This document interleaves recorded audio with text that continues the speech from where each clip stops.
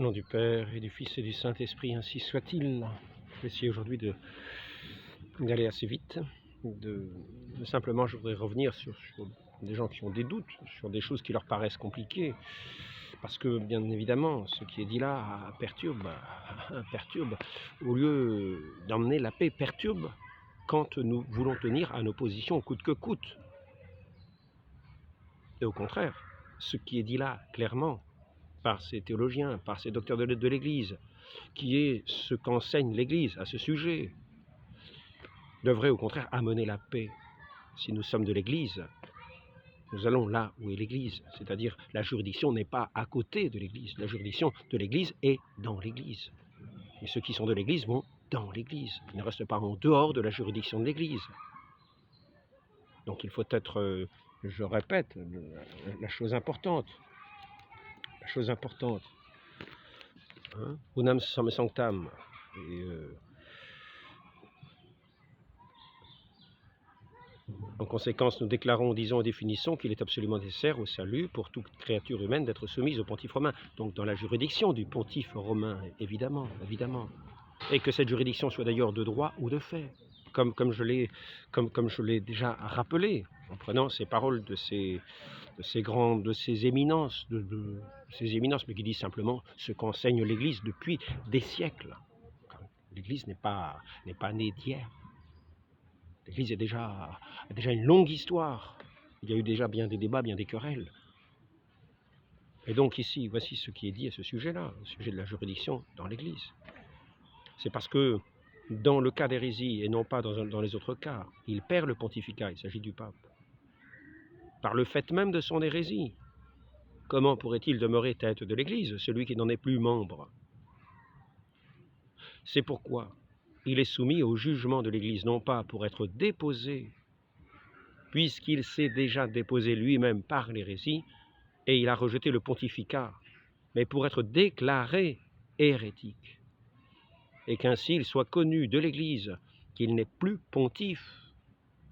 Avant cette déclaration, il n'est pas permis de lui dénier l'obéissance, car il garde jusque-là la juridiction, non pas de droit, comme s'il était encore pontife. Pensons bien à ce qui est dit, mais de fait, Dieu le voulant et en disposant ainsi pour le bien commun de l'Église. C'est ce que dit aussi saint Alphonse de Liguori. C'est ce dont parle aussi le père Garrigou-Lagrange. Et nous remontons là à un enseignement très ancien, qui remonte peut-être plus ancien que ce concile de Constance, où là, il s'est trouvé qu'il était question de 3 papes, savoir quel était le bon. Il a fallu des déclarations. Parce que sans cela, l'Église ne sait pas qu'un pape est hérétique. Il faut bien prendre conscience de cela, même s'il apparaît qu'il est hérétique. Imaginons, par exemple, prenons le cas tout simple, un pape est hérétique. Un pape est hérétique, personne n'en sait rien. Personne n'en sait rien. Alors il aurait perdu la juridiction, ce qui fait que tout le monde serait hors de la juridiction de l'Église.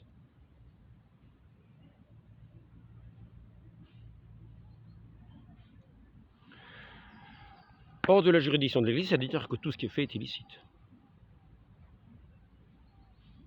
Voilà le sens que certains grands docteurs nouveaux, modernes, qui se mettent docteurs eux-mêmes, qui n'écoutent pas ce que dit l'Église, qui s'érigent en docteurs eux-mêmes. Nous avons là un enseignement de l'Église qui nous dit que pour le bien de l'Église, je répète, Dieu le voulant et en disposant ainsi pour le bien commun de l'Église. Et il faut savoir que pour que des lois soient légitimes, ces lois doivent concerner le bien commun des gens qui sont dans ces sociétés, qui sont régis par ces lois. Sinon, ces lois sont illégitimes. Quand on dit bien commun, c'est vrai bien commun. Ce n'est pas illusion d'un bien commun. Ce n'est pas un ange de lumière qui vient nous tromper en disant c'est le bien commun et c'est le bien commun. Non, là c'est illégitime. C'est le bien commun véritable.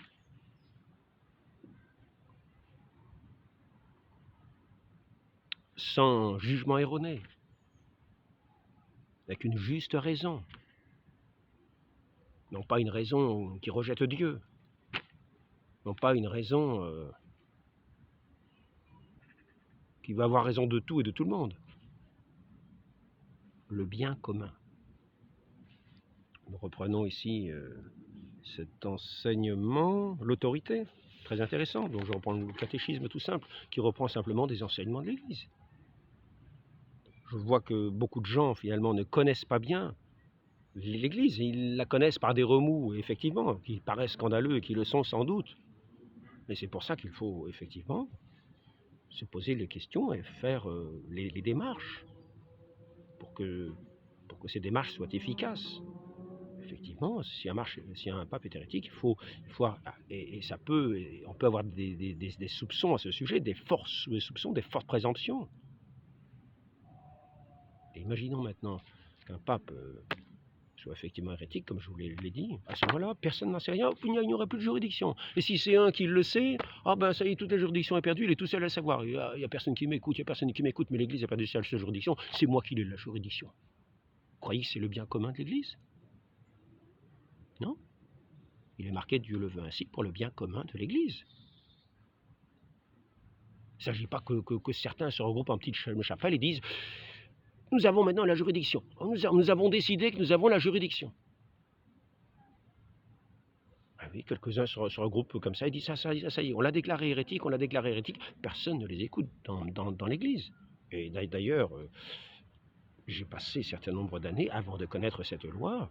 Il m'apparaissait évident, et en écoutant aussi ce que j'entendais, par les médias, par des textes que je lisais, qu'effectivement, celui qui était là était hérétique, et qu'effectivement, comme il est dit ici, parce que dans le cas d'hérésie, non pas dans notre cas, il perd le pontificat par le même fait de son hérésie. Alors on peut se dire, s'il perd le pontificat, il perd aussi la juridiction. Ce n'est pas ce qui est dit. Il garde la juridiction, mais pas de droit, mais de fait. Et cela est voulu pour le bien commun. Dieu le veut ainsi pour le bien commun de l'Église. C'est un enseignement de l'Église. Donc les chrétiens qui entendent cet enseignement qui est tout simple à comprendre, doivent savoir que la juridiction, tant qu'un concile n'a pas déclaré que des papes étaient hérétiques, doivent se tenir sous la juridiction de ceux qui sont encore, aux yeux de l'Église, papes.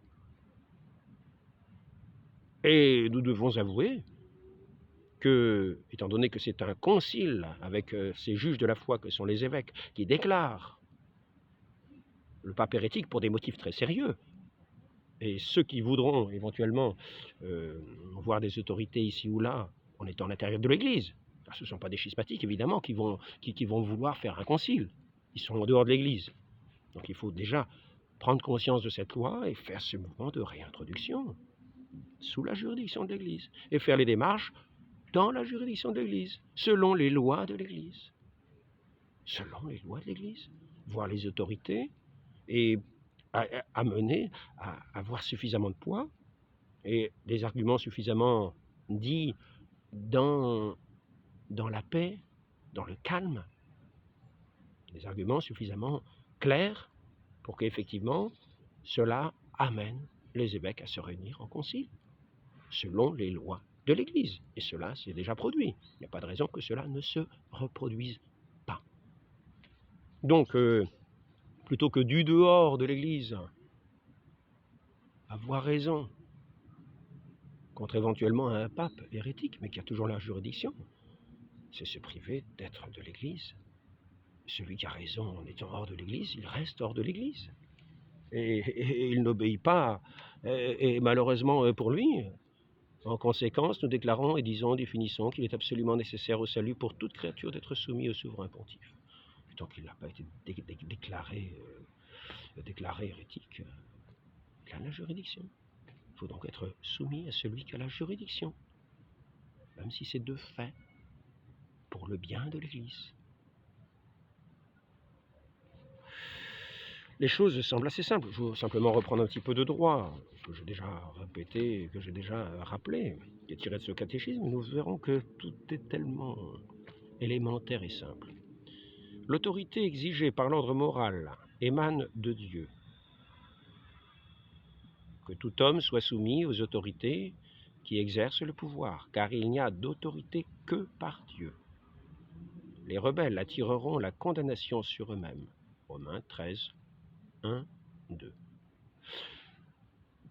Le numéro 1900 de ce même catéchisme, on est au 1899, numéro 1900, devoir d'obéissance et honneur dû. Comme d'habitude. Avant de passer à ça, j'aimerais quand même faire attention, que chacun fasse attention, car il se trouve avec des documents d'église et jette les anathèmes. Faisons un peu attention. Écoutons bien ce qui va être dit sur l'autorité. Je vais d'abord rappeler ce que quelqu'un de, je n'en doute pas, de bonne volonté, dans ce qui apparaît comme un temps d'interrogation, vaste interrogation. C'est vrai, quand nous voyons au Vatican des numéros de clowns, quand nous voyons des paroles qu'on ne pourrait normalement pas trouver dans la bouche d'un pape tel qu'un chrétien pourrait les entendre. N'oublions pas ce qui est écrit non plus dans ces catéchismes de la tradition, et qui finalement se retrouve simplement accompli en accomplissement quand on arrive à Assise. Il dit que les gens qui sont dans l'ignorance, qui agissent selon leur bonne conscience et même selon les préceptes de la religion. Je vous ai déjà montré ça dans certains catéchismes qui ont même un bref de Léon XIII. Ceux qui vivent dans cette ignorance, on ne peut pas leur demander d'obéir à la loi du baptême. Et ensuite d'être chrétien, de vivre chrétiennement. Et par contre, ils peuvent avoir cette grâce de Dieu en vivant selon leur conscience. Il est même dit, d'ailleurs, dans les ténèbres du paganisme et de l'infidélité. Voyez où nous allons. Nous sommes dans les ténèbres, donc la conscience n'a pas de chance d'être bien plus éclairée. Elle a beaucoup de chance, d'après ces textes, de se trouver aussi avec plein de jugements erronés. Et cependant, il est dit, s'ils agissent au mieux selon leur conscience et les préceptes de leur religion, ils peuvent espérer le salut, avoir la grâce de Dieu. Donc s'ils ont la grâce de Dieu, parce qu'ils sont dans cette ignorance massive, nous ne nous étonnons pas de voir Assise qu'on se retrouve entre frères, que des chrétiens déclarent frères des gens qui sont dans la grâce de Dieu, que Dieu a vu comme étant de bonne volonté et qu'il a établi dans sa grâce. Qui serons-nous pour juger ce que Dieu a établi dans sa grâce? Nous a-t-il donné une grâce supérieure? Non, il n'y a qu'une seule grâce, c'est la grâce de Dieu, l'amitié de Dieu. Donc si ces choses-là sont justes, sont justes, nous ne les étonnons pas de voir des rencontres interreligieuses. Mais ceci dit, ce n'est pas ce qui est dit dans ce catéchisme. Dans ce catéchisme, il est dit que nous devons avancer selon la connaissance que nous avons. C'est-à-dire que lorsque nous avons connaissance de l'unique vraie religion, qui est dite être l'Église catholique, eh bien il faut y entrer, et là sous peine de se perdre. Donc il est évident que lorsque nous parlons, lorsque nous échangeons, nous faisons connaître notre Dieu. Le fait de le rejeter, ce sera un bien mauvais signe, car il nous faut faire pénitence de nos péchés. Je ne veux pas entrer dans ces choses-là, mais c'est pour dire que ceux qui veulent jeter anathème si facilement, il faudrait bien d'y regarder à deux fois, de regarder les textes que si longtemps ils approuvent depuis des décennies dans ces catéchismes que l'on dit de la tradition. Donc maintenant je reviens à ce numéro, je vais revenir au 1897, si j'arrive à le trouver, sur l'autorité. L'autorité, je ne vais pas rester une heure, mais c'est juste pour dire quelques petits rappels. Il y en a qui s'étonnent de mon bouleversement. Ils se disent, qu'est-ce qui s'est passé, bouleversement théologique? Non, il n'y a aucun bouleversement théologique. J'ai la foi catholique. Et quand j'apprends des lois d'église, je sais que ce sont mes lois, puisque je suis catholique, c'est-à-dire j'appartiens à l'église. Quand il y a des lois d'église, j'en tiens compte. Je tiens compte. Et quand je vois que l'église, que la juridiction d'église est un endroit, Je vais où la juridiction de l'Église, parce que la juridiction de l'Église n'est pas à côté de l'Église. L'Église est là où est la juridiction. La juridiction est là où est l'Église. C'est assez simple. Donc j'aurais beau voir des choses qui me semblent tout à fait étranges, je reste dans l'Église. Je suis chrétien, je suis catholique, et je garde la foi catholique, la foi qui nous est enseignée, révélée, à laquelle je dois être attaché, est-il dit dans ses catéchismes. Quand nous connaissons la lumière, nous ne devons pas la rejeter, évidemment. Donc 1899. 1899. 1803. Et tout ça, ce sont des dates aussi, hein, 1887. 1899, nous allons y arriver. Voilà. À la vie en société manquerait l'ordre et la fécondité sans la présence d'hommes légitimement investis de l'autorité et qui assurent la sauvegarde des institutions et pourvoient dans une mesure suffisante au bien commun. Voilà, on appelle l'autorité la qualité en vertu de laquelle les personnes ou les institutions donnent des lois et des ordres à des hommes et attendent une obéissance de leur part. Donc l'autorité exigée par l'ordre moral émane de Dieu, que tout homme soit soumis aux autorités. Alors on en était à 1900. 1900, et cela dit, le devoir d'obéissance impose à tous de rendre à l'autorité les honneurs qui lui sont dus et d'entourer de respect et selon leur mérite, de gratitude et de bienveillance les personnes qui en exercent la charge. On trouve sous la plume du pape Saint Clément de Rome la plus ancienne prière de l'Église pour l'autorité politique. Accorde-leur, Seigneur, la santé, la paix, la concorde, la stabilité, pour qu'ils exercent sans heurts la souveraineté que tu leur as remise. C'est toi, Maître céleste des siècles, qui donne aux fils des hommes gloire, honneur et pouvoir sur les choses de la terre. Dirige, Seigneur, leurs conseils suivant ce qui est bien, suivant ce qui est agréable à tes yeux, afin qu'en exerçant avec piété, dans la paix et la mansuétude, le pouvoir que tu leur as donné, ils se trouvent propice. Ils te trouvent propice. Si l'autorité renvoie à un ordre fixé par Dieu, la détermination des régimes politiques, comme la détermination de leurs dirigeants, doivent être laissées libres à la libre volonté des citoyens. Voilà, donc ça, je vous l'ai déjà lu au chapitre précédent, je ne vais pas revenir dessus. Je voudrais quand même revenir sur certains points. La législation humaine ne revêt de caractère de loi qu'autant qu'elle se conforme à la juste raison. Entendons bien cela, entendons bien cela. D'où il apparaît que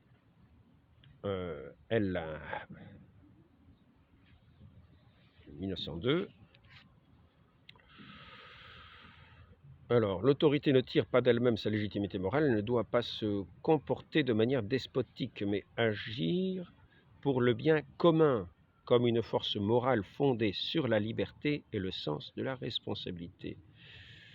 La législation humaine ne revêt le caractère de loi qu'autant qu'elle se conforme à la juste raison, d'où il apparaît qu'elle tient sa vigueur de la loi éternelle. Dans la mesure où elle s'écarterait de la raison, il faudrait déclarer injuste, car elle ne vérifierait pas la notion de loi, elle serait plutôt une forme de violence. L'autorité ne s'exerce légitimement que si elle recherche le bien commun. Comprenons le bien. Donc ceux qui se retrouvent tout seuls à dire le pape est hérétique, donc l'Église a perdu la juridiction, donc on est tout seul à avoir la juridiction, agissent-ils vraiment pour le bien commun? Non. Non. Non, non. Non, non. Ici, le bien commun nous dit ainsi il soit connu que l'Église, qu'il n'est plus pontife, avant cette déclaration, il n'est pas permis de lui dénier l'obéissance, car il garde jusque-là la juridiction, non pas de droit, comme s'il était encore pontife, mais de fait, Dieu le voulant et disposant ainsi pour le bien commun de l'Église. Ce n'est pas pour le bien de un ou de deux, c'est pour le bien commun de l'Église, qui reste l'Église. Et l'Église est là, et non pas à côté. N'entrons pas dans ces disputes comme Luther qui s'est érigé en pape, en docteur, etc., pour déterminer de tout. Maintenant donc que nous avons vu ça, je tiens à rappeler la façon dont certains lancent de bonne volonté. Oui, on peut les comprendre, de bonne volonté dans ce qui apparaît comme une crise, une apostasie générale. Nous voyons bien qu'il n'y a plus grand monde à aller dans l'Église, qu'elle soit ce que certains appellent la secte conciliaire, qui est l'Église. Hein. La juridiction est juridiction sans tâche, je le répète. car tout ce qui va contre le droit naturel ou le droit divin est à regarder comme n'étant rien, et les fidèles ne sont pas tenus. Il n'y a aucune autorité à ce qui est illicite. Donc l'Église reste intacte et sans tâche. Donc ici, je reviens à la chose suivante, cette petite accusation que j'avais vue, que j'ai notée, elle est là. Voilà, parce que là, il y en a qui s'amusent à dire, pour ceux qui ils se sont mis en dehors pour dénoncer et dire non, la juridiction, il n'y a plus de juridiction, il n'est pas pape, donc il n'y a pas de juridiction, etc. Qui ont oublié tout simplement cet enseignement élémentaire de l'Église. Il est tout simple, Souvent, on va se compliquer, on va faire des tas de recherches, Un petit enseignement si simple, si élémentaire, Ce n'est pas pour la confusion des gens, c'est au contraire pour le bien de l'Église, est-il dit. Donc, si quelqu'un dit que ceux qui n'ont pas été légitimement ordonnés ni envoyés par une autorité ecclésiastique et canonique, mais viennent d'ailleurs, sont des ministres légitimes, ceux qui disent que ce sont des ministres légitimes de la parole et des sacrements, qu'ils soient anathèmes. Alors là, on ressort le canon, du moins, session 23, chapitre 4. Voilà. Donc, il y en a qui sortent ça. Et pour accuser ceux qui sont en dehors et qui sont revêtus du sacerdoce, car ils ont été validement redonnés par des évêques. Des évêques ont été consacrés réellement, mais ils sont en dehors de l'Église, mais s'ils sont réellement le caractère sacerdotal. Et de ce côté-là, il faut faire bien attention. Donc, ça a ce caractère d'illégitimité en tant qu'ils sont en dehors de l'Église.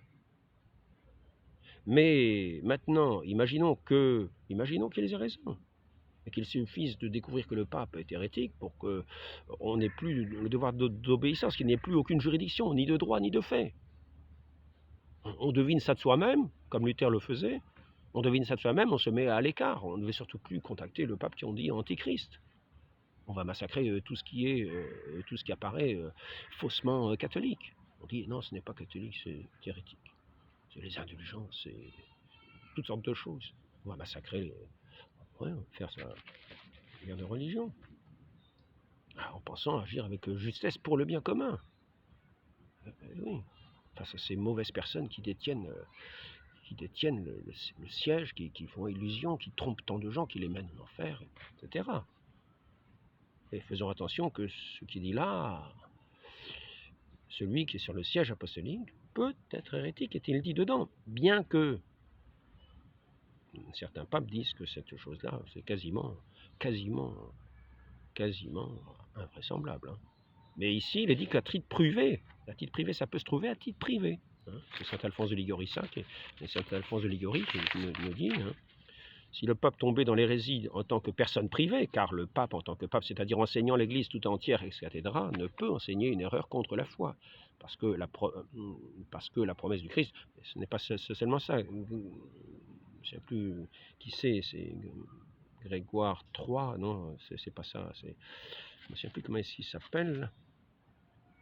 Gélase, ici on en arrive à sacrifice de droit hors de l'Église. Alors c'est le pape Innocent III.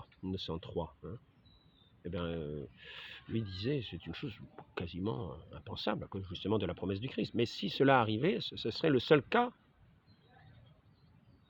où il pourrait être, en le déclarant, après ça, il perdrait le siège.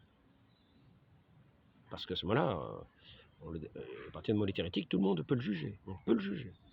À partir du moment où il est déclaré, où il est su hérétique, par cette déclaration, pas autrement, on ne sait pas autrement. C'est pas chacun de s'improviser en concile. Non, il est bien question d'un concile, c'est-à-dire de juges dans la foi, de ces évêques qui sont des juges dans la foi. Certains vont dire, à la limite, des cardinaux. Bon, donc, et puis après ça, cela dit, saint Alphonse de Liguori, ce sujet, c'est qu'à ce moment-là,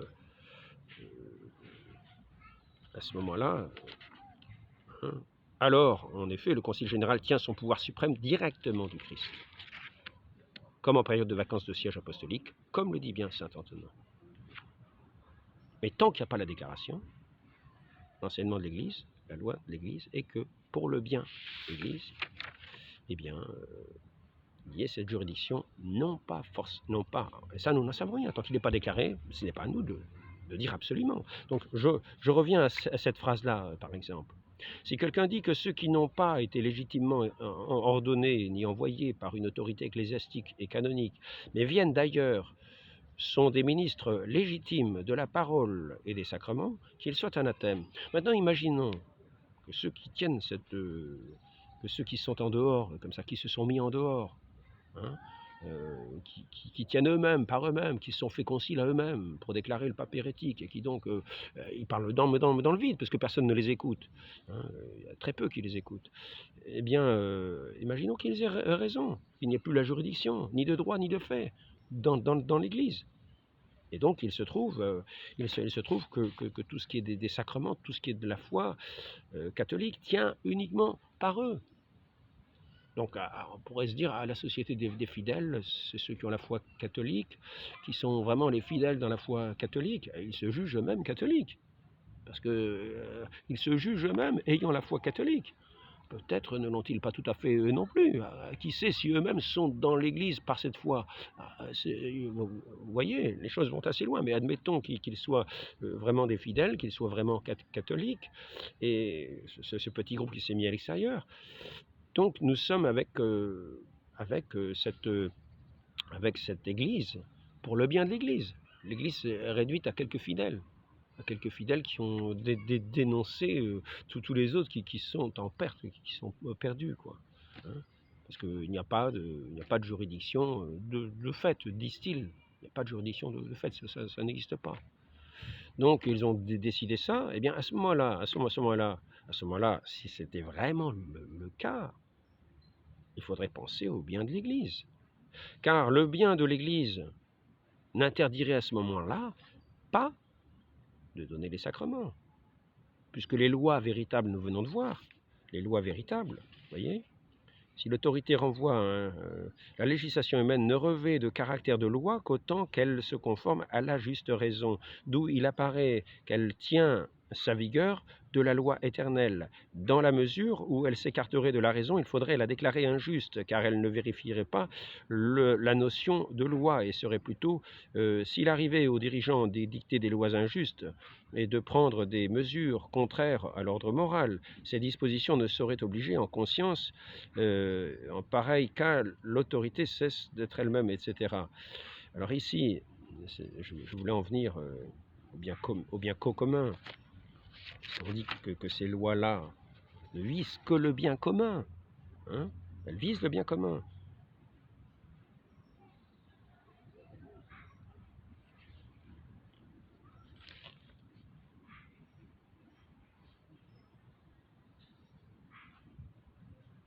La diversité des régimes politiques est moralement admissible pourvu qu'ils concourent au bien légitime de la communauté qui les adopte. Les régimes dont la nature est contraire à la loi naturelle, à l'ordre public et aux droits fondamentaux des personnes ne peuvent réaliser le bien commun des nations auxquelles ils se sont imposés. L'autorité ne tire pas d'elle-même sa légitimité morale, elle ne doit pas se comporter de manière despotique, mais agir pour le bien commun, comme une force morale fondée sur la liberté et le sens de la responsabilité, pour le bien commun. Ce qui légitime des lois, c'est le bien commun. Sinon, elles deviennent illégitimes. Ainsi, ce canon-là de l'Église a été écrit pour le bien commun de l'Église, non pas pour la mort de l'Église, ni des fidèles. Donc il faut bien savoir que si cette loi devenait illégitime parce qu'allant contre le bien commun, elle deviendrait illégitime. Elle deviendrait illégitime du fait qu'elle irait contre le bien commun. Donc elle a été écrite dans une situation comme ça l'est toujours aujourd'hui. Comme ça l'est toujours aujourd'hui. C'est-à-dire qu'il y a la juridiction aujourd'hui, ou de fait, de droit, mais elle y est toujours, dans l'Église. Ce n'est pas un petit groupe qui a fait un concile, non, il faut un concile, avec la déclaration pour faire connaître à l'Église entière, par l'autorité de ce concile. Le concile général tient son pouvoir suprême directement du Christ. Voilà. C'est simple. C'est simple. Les choses sont très simples. Mais ceux qui utilisent des documents comme ça à l'emporte-pièce, ne réfléchissent pas. Les lois sont pour le bien commun. Et cette loi, et cette juridiction qui est faite, nous voyons que avant cette déclaration, il n'est pas permis de lui dénier l'obéissance, car il garde jusque-là la juridiction, non pas de droit, comme s'il était encore pontife, mais de fait, Dieu le voulant et en disposant ainsi pour le bien commun. Donc, ce qui semblerait invraisemblable, parce que quelqu'un qui ne serait pas la tête de l'Église, étant donné qu'il n'en serait plus le membre, étant donné qu'il serait hérétique, il garderait il garde la juridiction. Il garde la juridiction, c'est ce qui est dit. Non pas de droit, mais de fait, pour le bien commun de l'Église. Donc ne sortons pas des documents de ce genre. Ce qui fait la légitimité d'une loi, c'est le bien commun véritable selon la juste raison. Agir contre le bien commun et la juste raison, c'est agir en tyran. Et l'Église n'est pas tyrannique. Voilà, je voudrais juste apporter un petit éclairage. Nous avons bien si je dis ces entretiens, c'est en particulier pour ceux qui sont en dehors, et qui pensent mener le bon combat d'en dehors. Il n'y a pas de bon combat d'en dehors. Il faut d'abord entrer selon les lois de l'Église et agir selon les lois de l'Église, selon les moyens que l'Église met à la disposition pour déclarer celui qui serait hérétique, pour le déclarer hérétique. Mais il faut des raisons solides, claires, et non pas des choses douteuses. Il faut que ce soit vraiment clair. Et puis après ça, voir des autorités, civiles ou religieuses. Et puis avoir une certaine force, une certaine gravité, une certaine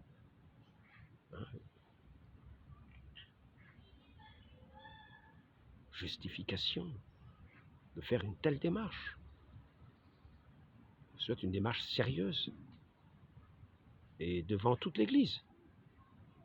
Non pas comme cela en catimini, en décrétant soi-même en catimini que toute l'Église a perdu sa juridiction. Ce n'est pas la vérité.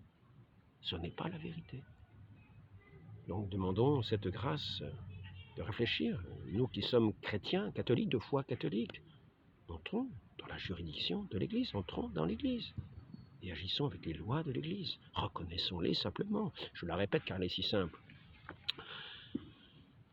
C'est parce que dans le cas d'hérésie, et non pas dans les autres cas, il perd le pontificat par le fait même de son hérésie. Comment pourrait-il demeurer tête de l'Église, celui qui n'en est plus le membre? C'est pourquoi il est soumis au jugement de l'Église, non pas pour être déposé, puisqu'il s'est déjà déposé lui-même par l'hérésie, et il a rejeté le pontificat, mais pour être déclaré hérétique, et qu'ainsi il soit connu de l'Église qu'il n'est plus pontife.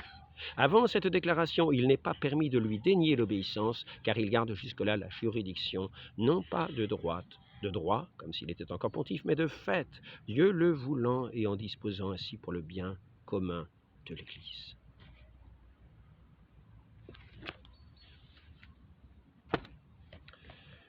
Demandons cette grâce d'être éclairés pour recevoir des enseignements si simples et si clairs. Demandons cette lumière à notre Dieu.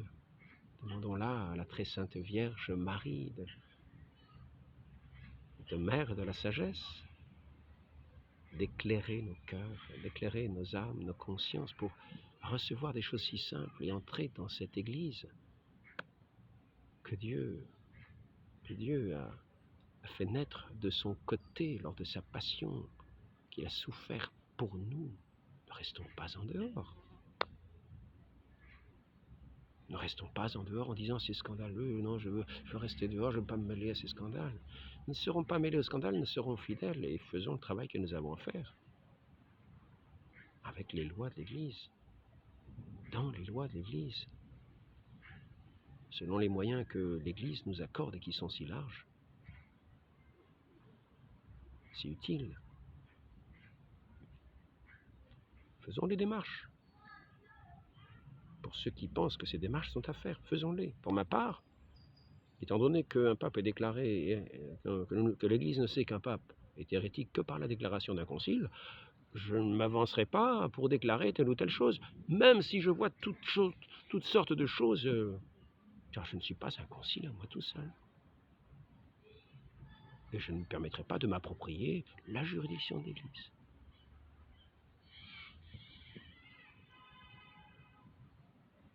Ce n'est pas la loi d'Église, ce n'est pas l'enseignement d'Église. Si nous sommes catholiques, restons dans l'enseignement de l'Église, pour le bien commun de l'Église.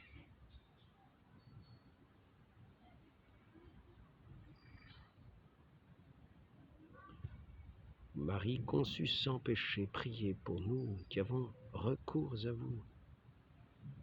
Saint Michel Archange, défendez-nous dans le combat de la fidélité, de la vérité, de l'amour de notre Seigneur, unique et véritable. Ainsi soit-il. Au nom du Père et du Fils et du Saint-Esprit, ainsi soit-il.